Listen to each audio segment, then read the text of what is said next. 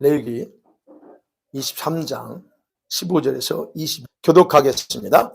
안식일 이튿날 곧 너희가 요제로 곡식단을 가져온 날부터 세어서 일곱 안식일의 수유를 채우고 안식일 이튿날까지 하여 50일을 계수하여 새 소수를 여호와께 너희의 처소에서 10분의 2 에바로 만든 떡 2개를 가져다가 흔들지니 이는 고운 가루에 누룩을 넣어서 구운 것이요 이는 첫 요제로 여호와께 드리는 것이며 너희는 또 이 떡과 함께 1년 내 해먹는 어린 양 7마리와 어린 수소 1마리와 소양 2마리를 드리되 이것들을 그 소재와 그 전제제물과 여호와께 드려서 번제로 삼으시니 이는 번제로 여호와께 한 힘을 드리시니 또 숫 염소 하나로 속죄제를 드리며 1년 된 어린 순양 2마리를 화목제물로 드릴 것이요 제사장은 그 첫 이삭의 떡과 함께 그 분의 어린양을 여호와 앞에 쏟아서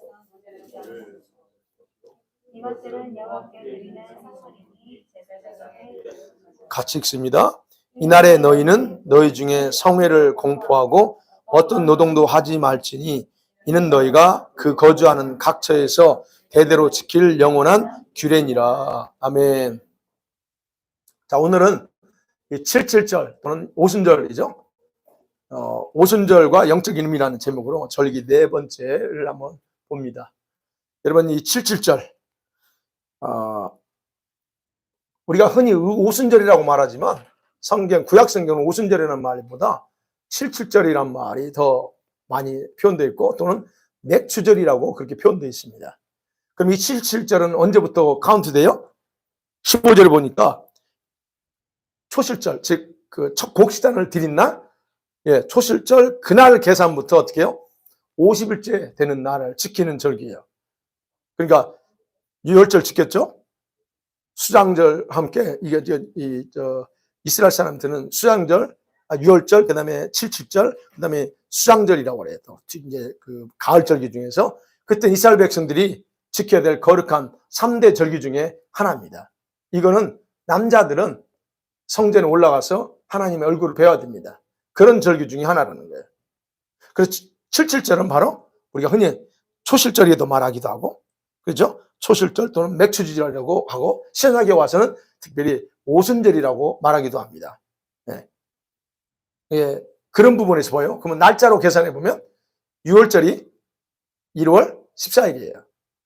그 다음에 15일이 무교절이 시작되어 있고 16일은 안식일이고 17일 날이 예수님이 부활하신 즉 첫 곡식단을 하나님 앞에 올려드린 날, 그게 초실절이에요. 그때부터 50일이라는 거예요. 그러니까 초실절이라고 하는 것은 바로 77절이라고 하는 것은 초실절이라고 말해요. 여기서도 보면, 그죠? 초실절이라고도 말하지만 사실은 여기서 말하는 초실은 무교절 기간에 지켰던 초실절을 말하는 게 아닙니다. 첫 곡식단은 보리 다녔어요. 그것도 역시 초실절이 있어요. 근데 밀을 드릴 때도 역시 초실절이라고 말합니다. 그래서 밀을 처음 수확한 밀을 하나님께 드린다는 의미에서 역시 초실절이라고도 그렇게 성경은 출애굽기에서는 그렇게 설명합니다. 그래서 34장 22절에서 그래요. 77절 곧 맥추절의 초실절을 지키라 그래요. 근데 중요한 것은 우리 성경에는 맥추절이라고 말했어요. 근데 맥자가 무슨 맥자예요? 한자로 보리맥자입니다. 근데 사실은 여기서 지금 히브리 말은 맥에 해당되는 거는 히브리 말은요 보리가 아니에요. 밀을 말합니다. 히타라는 히브리 말은 밀이에요. 보리가 아니고. 근데 그러니까 결국 우리 성경에는 맥추절이라고 표현했지만 번역이 사실은 올바르진 않아요. 그런 이제 밀을 한자로 표현하려면. 아마 제가 볼 때는 없기 때문에 그렇게 맥주로 한 건지는 않았나 그래요. 어쨌든 그래서 올바른 번역은 아니다. 그러나 우리가 맥주절이든 추수감사절이든 그런 의미로 의미는 아니까 우리가 그런 면에서 성경은 그렇게 표현하고 있다는 거. 그러면 이 77절이라는 명칭을 좀 다시 한번 살펴봐요. 77절이라고 하는 말이 왜 생겼느냐는 거예요. 7일을 7번 지낸 후에 맞이한 절기. 그렇기 때문에 붙인 거예요. 가장 쉽죠? 77, 49. 그리고 50일째, 그게 바로, 그래서 77절이라고 부른 거예요. 히브리 말로는 샤부오트입니다. 지금도 이스라엘 사람은 이걸 지켜요. 샤부오트. 이 샤부오트란 말은 7일간이라고 하는 뜻을 가진 샤부아 말의 복수예요. 히브리 말이에요. 우리가 저 다니엘 71에 볼 때 뭐였어요? 71에 할 때 샤부아 7인데 그 7을 어떻게 카운트할 거냐에 따라 다르다고 했죠. 그러니까 그런 의미예요. 여기서 7은 7일이라고 하는 것은 샤부아예요. 복수형이에요. 근데 샤부아라고 하는 완전하다, 7번을 말하다 또는 맹세하다라고 하는 뜻이에요. 근데 그 뜻을 가지고 있는 그 단어에서 수동태 분사형으로 나온 게 샤부아로 바뀌어요. 이게 히브리 단어 바뀐다는 거예요. 그래서 우리말로 샤부아예요. 아까 7일은 샤부, 비읍 우입니다. 부아입니다. 근데 이거는 수동태 이게 분사로 바뀔 때는 샤부아로 바뀝니다. 그럼 유대인들은 있잖아요. 유대인들은 이 7을 완전수로 생각합니다. 우리도 그렇죠? 7하면 완전수입니다. 그래서 완전수로 보기 때문에 7일을 온전히 7번 보낸 뒤에 하는 절기라 그래서 7.7절이라고 그래서 히브리 말로 샤부투라고 부르는 거예요. 지금도 이들은 그런다고 그랬죠? 그래서 신명기 16장 9절을 제가 원래는 그것도 읽어야 되는데 안 읽었어요. 근데 거기 보면 그래요. 7주를 계수할지니 이랬어요. 7주를 계수할지니 곡식의 낫을 댄 첫날부터 7주를 계수하라 그래요. 7주. 그래서 7節절에는 거기서 나왔고, 그 다음에 오순절이란 말. 오순절이란 말은 옷이 나왔시기로. 네. 초실절부터 50일째 되는 날 맞이하는 절기이기 때문에 그거를 또 오순절이라고 붙여진 이름이에요. 그 오순절의 영어로 뭐예요? 예, 펜타코스트입니다. 근데 이거 오순절은 여기서 헬라어가 펜타코스테라는 단어예요. 그게 숫자가 50이에요. 그 펜타콘타라고 하는 단어에서 이제 우리 영어 펜테코스탈이라는 게 나오는 겁니다. 어찌됐든 오순절이라고 하는 부분은 신약에서 좀 나오긴 하지만 구약에서는 거의 안 나옵니다. 77절로 나와요. 자, 그래서 이 부분에 대해서 이제 명칭은 그래서 나온다는 거 보고요. 그 다음에 이 77절이 어떻게 생겨났는가 유래를 봐야죠. 이 77절은요, 이 6월절 지나서 이제 달력을 생각해 보면 한 3월입니다. 50일 지나야 되니까 3월이에요. 종교로 유대인은 달력으로 해서 시완월이라고 그래요. 이거는 좀 몰라도 돼요. 우리 식으로 따면 3, 4월 그러면 그 부활절이 지금 지난번에 지났잖아요. 그로부터 50일이니까 6월쯤 아마 될 겁니다. 50일 돼야 되니까 30, 40, 한 5월 내나 6월 이렇게 사이 5, 6월 될 거예요. 네. 그래서 그때 지켜요. 이스라엘 사람 우리 절기로 보면. 그러면 이 절기는 이스라엘 백성들이 가나안 땅에 들어간 이후부터 지켜요. 광야에서는 안 지킵니다. 그래서 지금 내용도 그래요. 지금 너희가 그 땅에 들어가거든 이렇게 하라고 지금 미리 알려주는 거예요. 그래서 이 절기는 가나안 땅에 들어가서 지켰어요. 그러면 우리가 아는 것처럼 7.7절은 밀 추수기 시작이라고 그랬잖아요. 밀을 추수하는 때. 농경 축제일이에요. 즉 봄의 첫 곡식을 추수해서 감사하다라고 해서 드리는 절기. 거기서부터 시작된 게 이 7.7절입니다. 6월절은 뭐 됐다고 했죠? 6월절은 무슨 곡식이 있다고 했어요? 무교절. 참, 무교절에는 보리. 3월달은 보리 추수예요. 그러니까 이제 봄 절기로 올 때는 보리를 했어요. 그 대신 오순절이 이를 때는 50일 이후에 이때는 밀 추수가 절정이 돼요. 그거를 해서 첫 곡식을 올린다는 거예요. 그래서 여름 추수가 여기서 딱 끝나는 거예요. 여름 추수가 다 끝납니다. 그리고 나면 언제까지 추수가 없어요? 가을, 초막절, 우리식으로 9월이나 10월 때까지는 추수가 없습니다. 지금 이제 한참 이제 열매가 익어야 되죠. 그래서 이 7.7절은 여름 추수를 다 마친 후에 초막절이 시작되는 그 1년 전체의 추수를 기념하는 절기라 그렇게 흔히 말합니다. 이스라엘에서는. 그런 점에서 7.7절은요. 1년 단위로 이렇게 쭉 사이클로 계산해 볼 때 농사 시작과 완성 사이에 위치한 절기라 그래요. 네. 완성. 이게 우리 개념으로는 약간 이게 무슨 말인지 좀 그렇습니다. 우리의 농사 방법과 약간 다르니까요. 시즌하고. 그래서 성경을 그렇게 보면 이해가 되고, 그 다음에 이제 이 7절은 언제 듣겠냐? 성전이 세워졌잖아요. 솔로몬에서 성전이 세워지고 나서는 어떻게 됐냐면, 추수한 핵곡식을, 그리고 새로운 밀로 만든 떡 2덩이를 하나님께 성전에 바쳤습니다. 네, 성전에. 뭐 오늘날에도 이스라엘 유대인들은 이제 지키는 방법이 약간 다릅니다.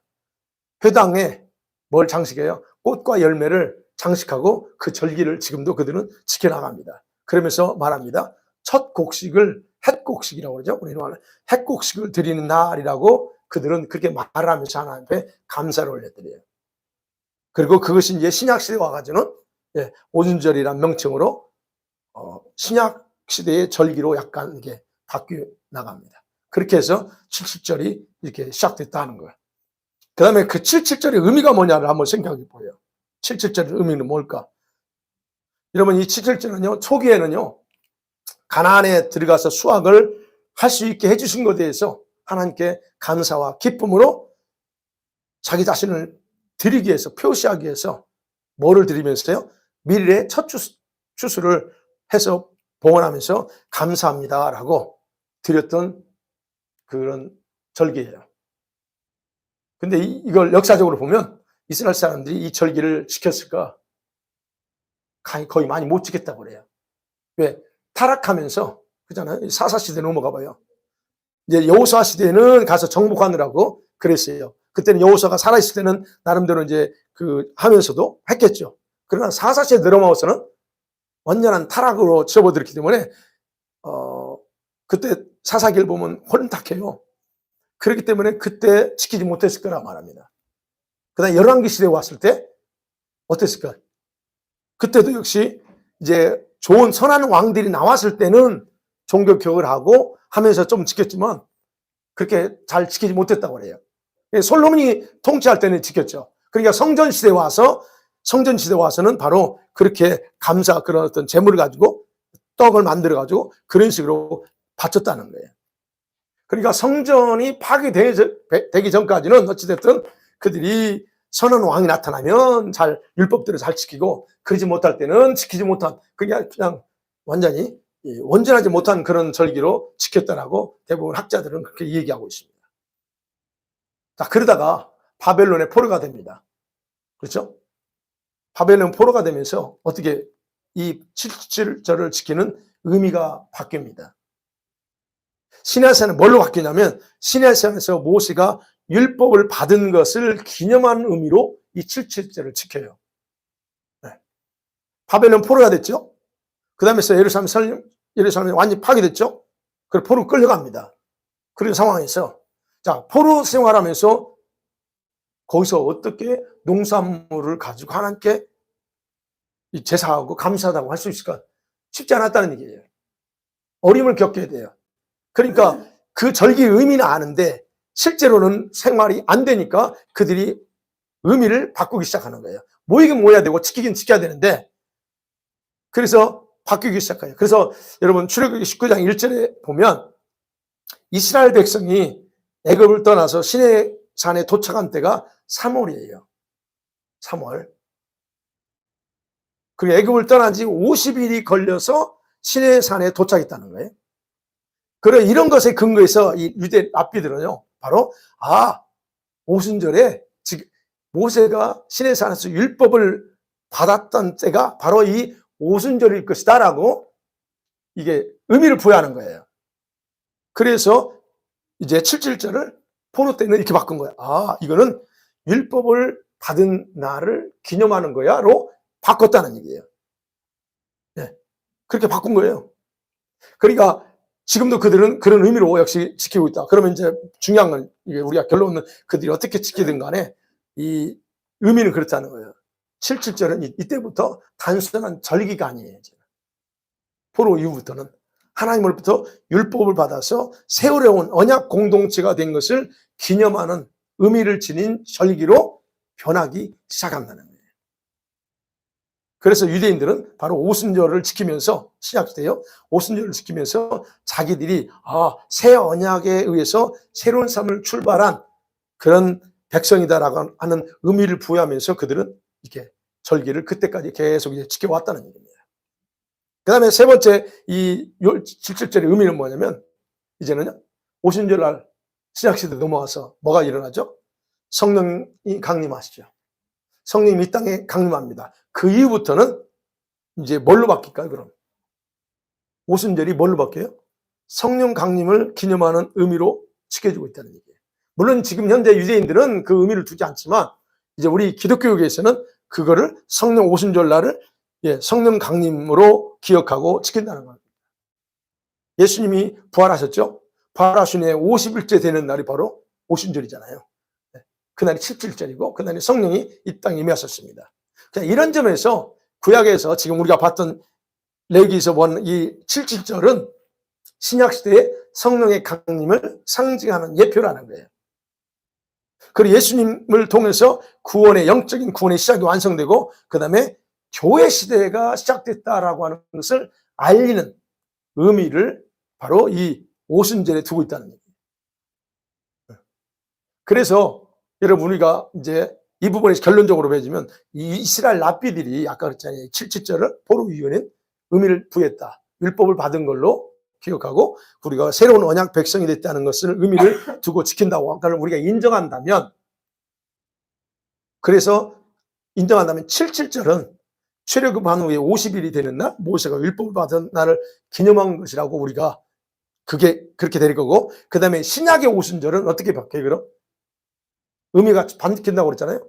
예수님께서 부활하신 50일째 되는 날 성령이 강림하고 그리고 교회가 탄생한 날이다라고 의미를 우리가 결론을 지어야 된다는 얘기예요. 우리도 랍비들이 의미를 부여하는 걸 인정하고 우리가 지금 얘기하는 것도 그대로 인정한다는 거예요. 그래서 7.7절은 그렇게 바뀌었다는 거예요.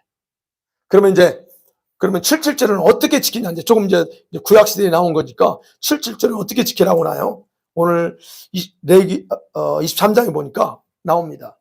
자세히 보면요, 7.7절 지키는 방법이 있어요. 일반적인 의미에서 뭐라고 했어요? 하나님께 수확의 기쁨을 감사하는 절기다. 추수, 이 곡식을 주시는 것에 대한 감사하는 절기예요. 그러면서 세 가지 희생제사를 같이 드려요. 첫 번째는 요제입니다. 웨이브 아퍼링이라고 그랬죠. 요제. 뭘 드려요? 떡 2덩어리를 만들어서 흔들어서 바칩니다. 흔들어요. 좌우로 흔듭니다. 근데 여기 20절에 보면 어린 양 두 마리 어린 양을 요 앞에 흔들어서 같이 드려요. 어린 양도 흔들어요. 네. 그게 이제 요제. 지난번에 봤던 겁니다. 흔듭니다. 그 다음에 또 화제를 드려요. 예. 또는 번트 아퍼링이 나오기도 하고 뭐 그렇습니다. 화제. 그는 1년 되고 흠없는 어린 양 7마리 드리고 그 다음에 젊은 수소 하나, 수소 한 마리하고 순양 하나를 태워서 올려드립니다. 18절에 그러죠. 이 화제도 같이 드려요. 그 다음에 세 번째가 뭐냐면 19절에 보니까 속죄제도 드립니다. 신나퍼링입니다. 이거는. 뭘 드립니까? 숫 염소 1마리를 드립니다. 그 다음에 또 하나, 마지막, 화목제를 드립니다. 피스 아퍼링이에요. 화목제. 여기서는 1년 된 어린 수양 2를 드립니다. 그리고 나서 마지막 공포하죠. 21절에 이날은 성회다. 이날은 일하지 마라. 이날은 내 앞에 와서 거룩하게 나 앞에서 노동하지 말고 나 앞에 와서 내 얼굴을 찾고 그리고 너희들 얼굴을 나한테 보여라라고 예배하라는 그런 거죠. 그러면 그렇게 딱 선포합니다. 그렇게 이 7.7절은 그런 식으로 지켜야 됩니다. 그러면 이제 이 부분을 이거는 지키는 방법이 성경에 나온 거니까 그 다음에 이제 오늘날 이 신약 시대에 이 오순절 또는 7.7절이 성취한 내용을 조금 더 구체적으로 생각해 봐야 돼요. 신약에서 오순절은 딱 3번 나와요.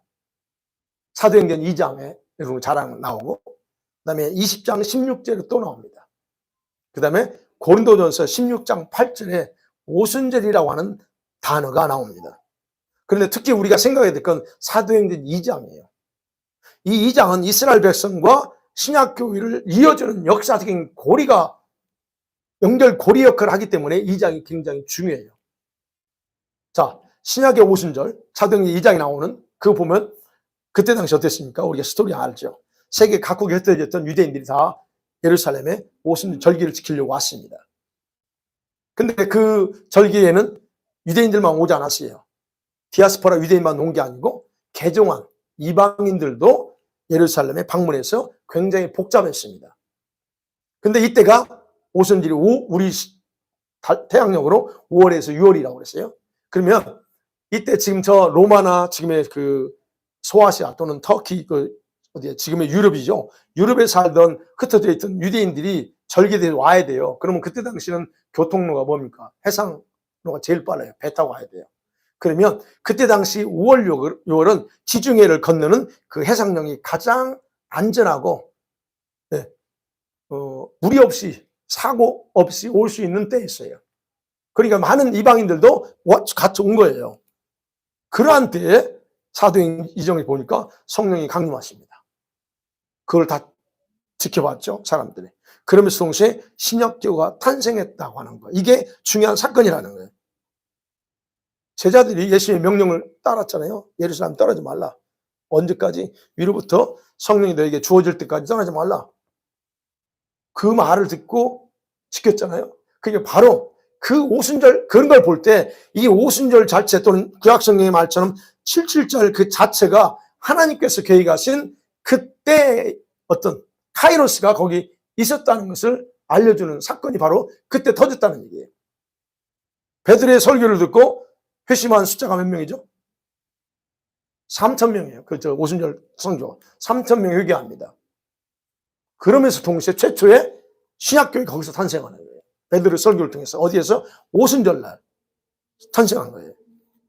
그래서 오순절의 다른 명칭은 아까 뭐라 했죠? 처음 열매 드리는 날이라고 했잖아요. 오순절의 진짜 다른 의미는 그런 것처럼 신약의 교회는 예수님의 구원 사역의 결과로 이 땅에 처음으로 태어난 영적인 열매들이 바로 신약교회였다는 거예요. 3,000명이었다는 거예요.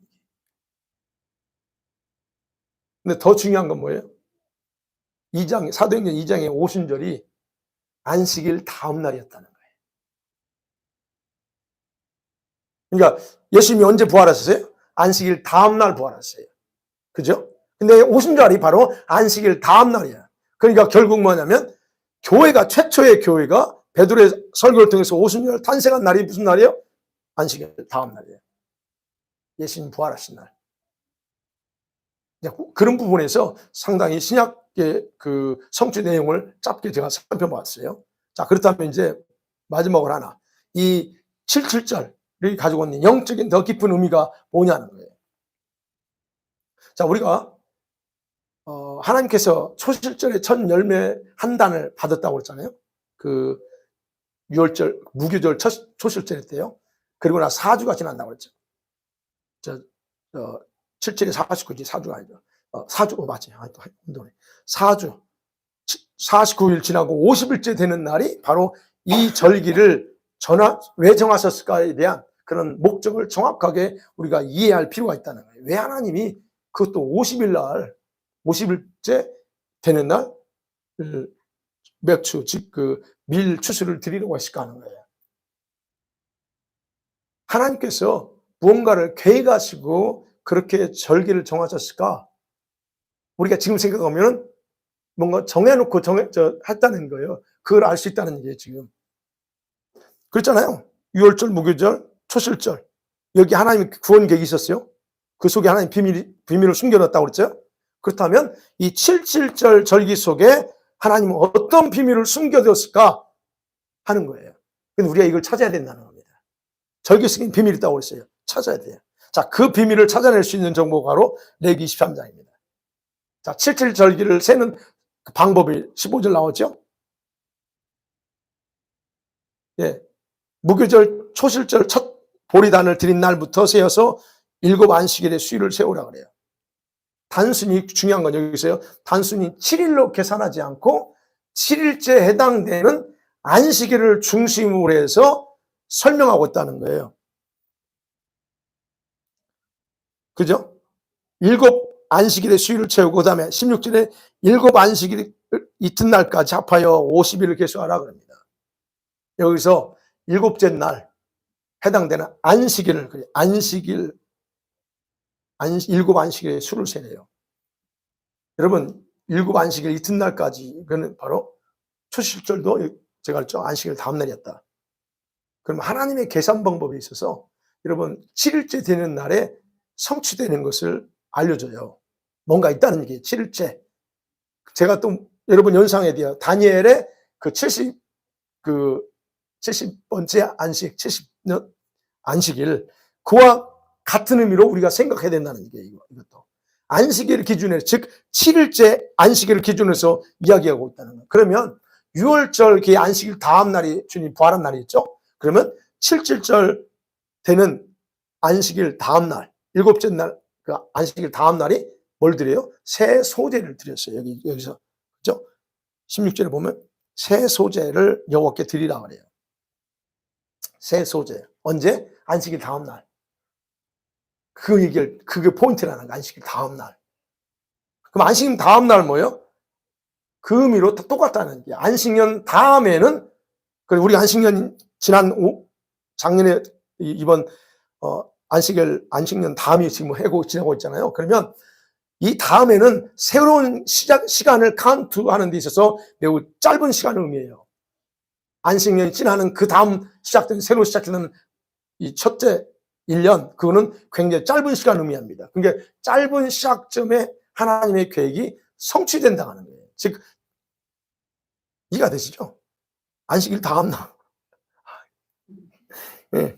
안식일 다음 날이 그런 의미가 있다는 거예요. 그럼 안식년 다음에가 뭔가 있다는 얘기예요, 지금. 새로운 시간을 카운트하는 데 있어서 매우 짧게 일 시작하는 거예요.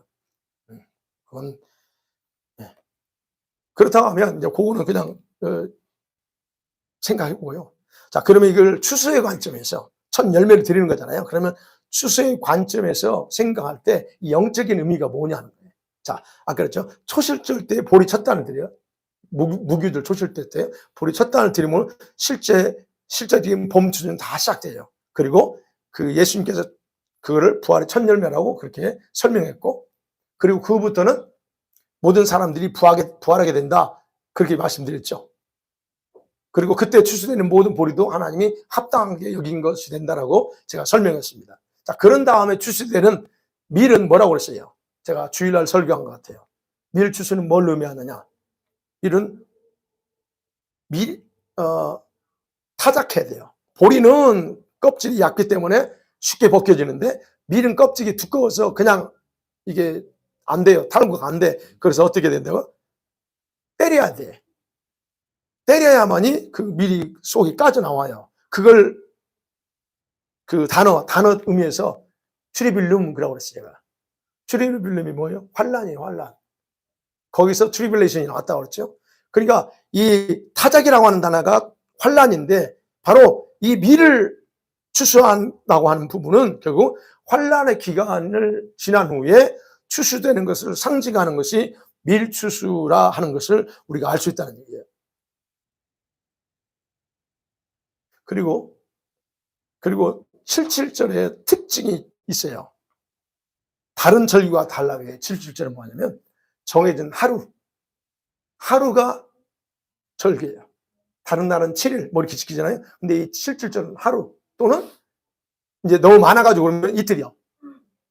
너무 사람이 많이 많아. 그러면 이거는 임의로 그들이 정한 거예요. 하루지만 너무 사람이 많아서 다 못하면 그 다음날 하루예요. 그러면 하루나 이틀 지키는 절기가 바로 77절이에요.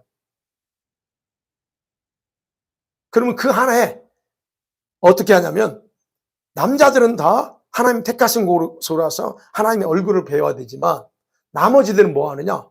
이때는 각자가 있는 곳에서 하나님 앞에 77절을 본인들이 지켜야 돼요. 이게 특징이에요. 근데 또 어떻게 드리라고 하냐면 추수한 밀을 빻아서 빵 2개를 만들래요. 그죠? 빵 2개. 17절에 그랬죠? 너희의 처소에서 10분의 2 에바로 만든 떡 2개를 가져다가 흔들라 그래요. 떡 2개를 만듭니다. 밀을 전체 드리잖아요. 밀을 가루 만들어서 빵 2개 만들어요. 그것만 드리면 돼요. 대표로. 근데 우리가 주목하게 할 게 이때는 누룩을 넣어라 그래요. 그죠? 17절에 우리 17절 같이 읽어봐요. 시작. 너희의 처소에서 고운 가루에 누룩을 넣어서 구운 것이요 이는 첫 요제로 여호와께 드리는 것이며. 예. 무기절 때는 누룩을 못 넣게 합니다. 그죠? 근데 여기서는 누룩을 넣으래요. 그래서 누룩을 넣어가지고 만든 빵을 이걸 흔들어서 요제로 드리라 그럽니다.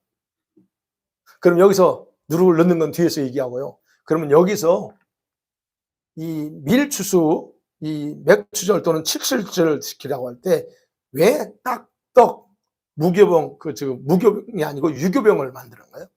넣어서 딱 2개만 드리라고 하는 거예요. 딱 2개.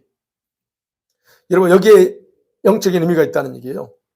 예수님 부활을 통해서 오순절 성령이 강림했어요. 그 다음에 신약교회가 출범했다고 이미 말씀드렸습니다. 그렇다면 이때 드려지는, 지금 7절에 드려지는 떡 2덩어리는 결국 이런 의미로 봐야 돼요. 많은 분들이 이렇게 영적으로 해석해요. 성령 강림을 통해서 새롭게 탄생한 성도들을 상징한다고 말합니다. 근데 어떤 성도냐? 교회적으로 말하면 구원받을 유대인 교회와 이방인 교회를 예표한다라고 그렇게 얘기합니다.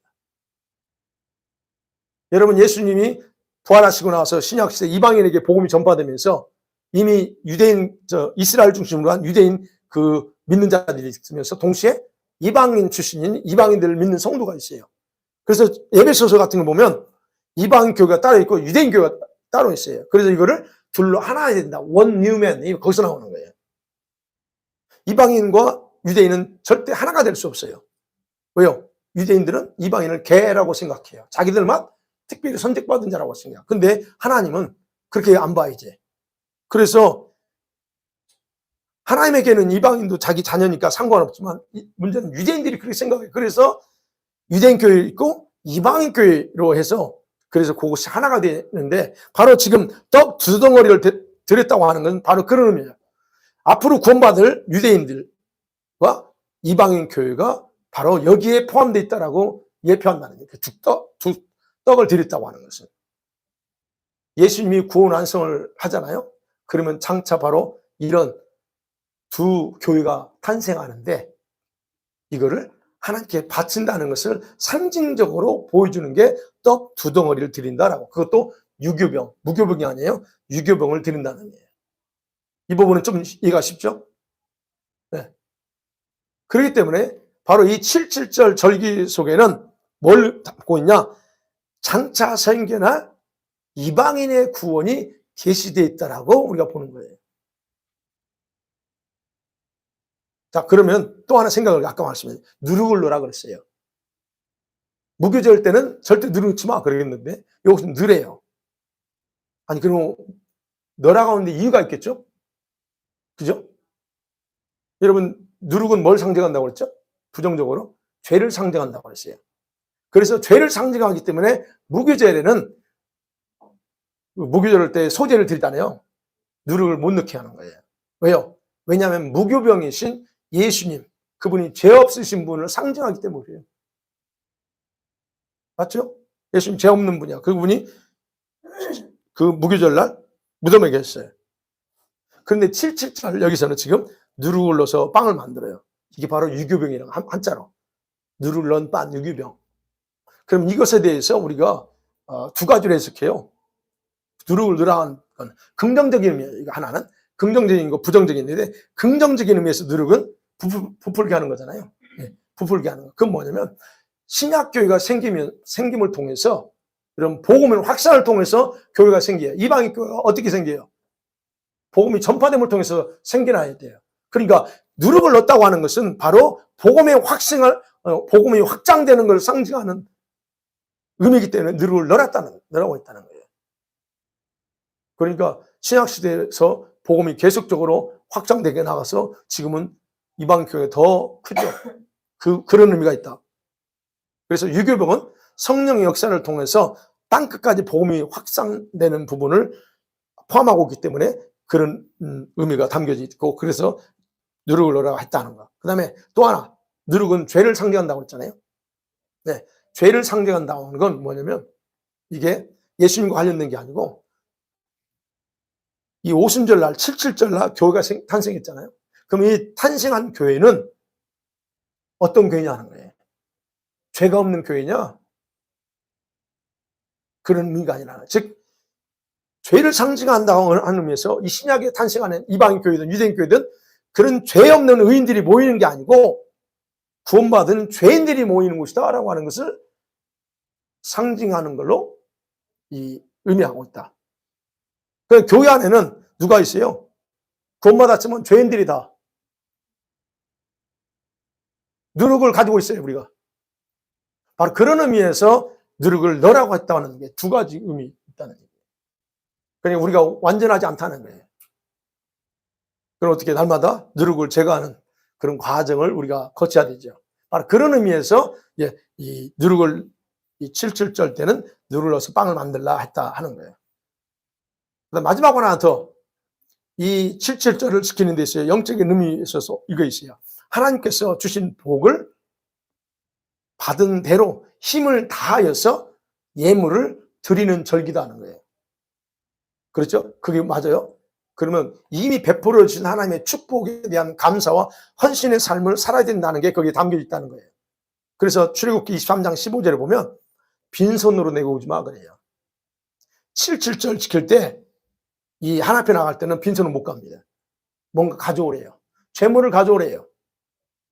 여기서 빈손이라는 게 바로 그 우리가 빈손 알죠? 공허하게 아무 쓸데없이 오지 말라는 게, 헛되이 오지 말라는 게, 뭔가 가지고 오래요.